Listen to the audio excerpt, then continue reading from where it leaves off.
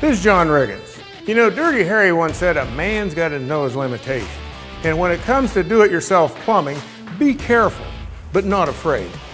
Today, the pros at O'Connor Plumbing are going to show us a few things we can do and a few things maybe we ought to leave to the pros.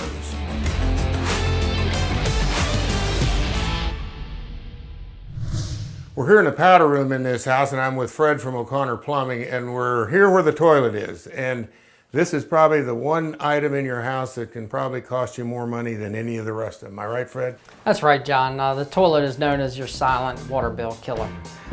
First thing you want to do, most homeowners can look at a flapper and check it, so we'll show you how that works.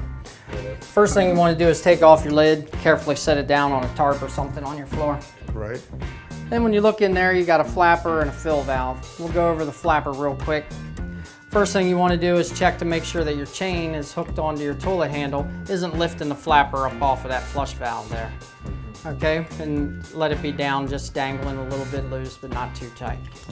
Then you want to inspect the flapper, make sure the rubber's good, it's not curled over like that. Make sure there's not a bunch of goop or gunk on it. But make sure you get the right one for your toilet, because there are many different kinds. So then the next thing, John, would be your fill valve. This is what creates a lot of noisy toilets, squeaks and bumps. And also if your flapper's bad in the nighttime, you'll hear it phantom flush. So what it'll do is as your flapper's leaking, this thing will come down and then it wants to kick on the water. That's usually resolved. So then it just keeps going round and round, That's right, round and round.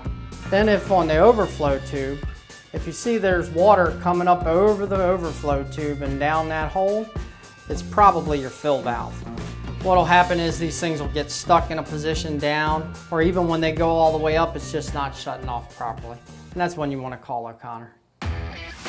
These are a few things you can try at home if you feel lucky.